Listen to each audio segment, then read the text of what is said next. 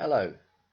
Today we're going to look at a stretch of the Highland Water at the bottom of Highland Water enclosure that was restored in 2004. We're walking downhill with the enclosure on our right through some very long heather for the New Forest, and we're going to get to the stream where there's a ford and a bridge, and then we're going to go into the enclosure and look at the restored stream. This restoration was a fairly early one, and in those days it was led by the Environment Agency. The later restorations were led by the Forestry Commission, and they made a very good job of most of them. Sadly, to grow conifers successfully, you have to convert these streams into drainage channels. The problem with some of the forest soils is that this causes enormous erosion over a certain amount of time, sometimes quite quickly.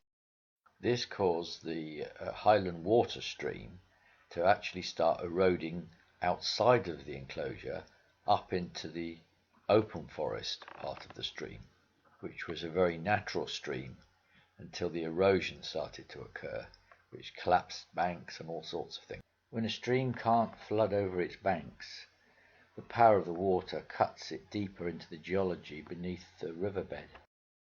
Now, on our way to the stream, we can't miss the Withybeds oak, which is quite a lovely oak tree, lovely condition, and it's just before the ford.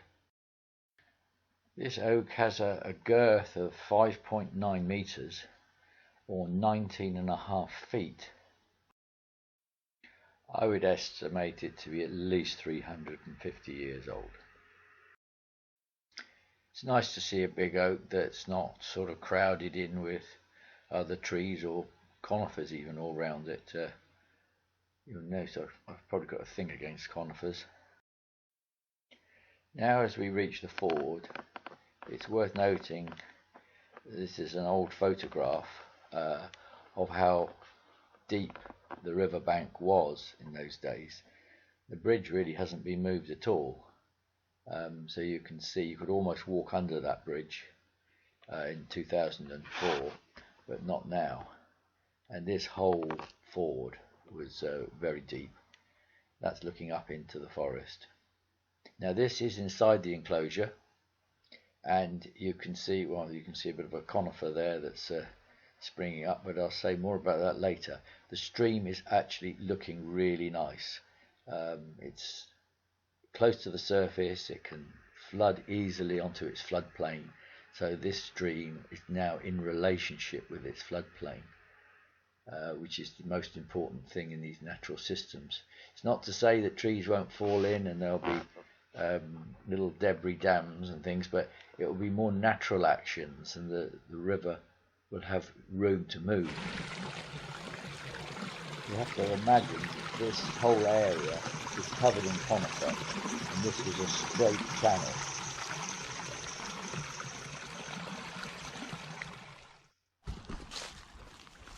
Now we're going to a little spot here where a few years ago I hid behind that tree there and filmed some sea trout spawning in the river.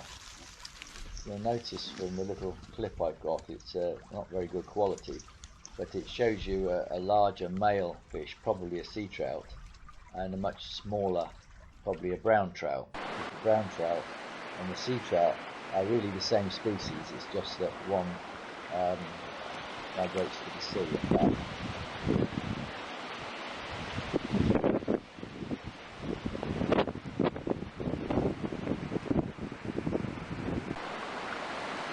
Played it twice so you can see the male, and you can see the milk coming out. Most like milk. Now, in this part of the video I want to explain some of my concerns for this restoration, which was a very good restoration. All the conifer were cleared from the banks, but there are still large stands of mature conifer that are much too close to the floodplain. they not only seed the area with conifer, but they keep the light away from a good part of the stream. A lot of money was spent in this restoration, and you'll see from a picture I've got here what it looked like when it was first cleared. This one here. Obviously it looks a bit raw, but you can see how well it's restored when you look back at it now. So everything is right about the stream, but something has to be done about the close proximity of mature conifers that are seeding this area, and all that conservation will be undone. In the future, I rather doubt that there'll be the sort of money that can be spent on this large-scale restoration. So let's hope the Forestry Commission do something.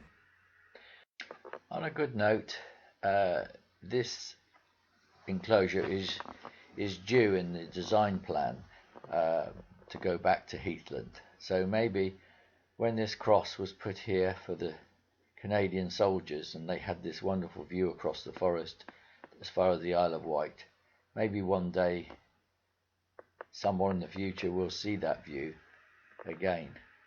Anyway, it's not as bad as it used to be. Things are getting better. Goodbye for now.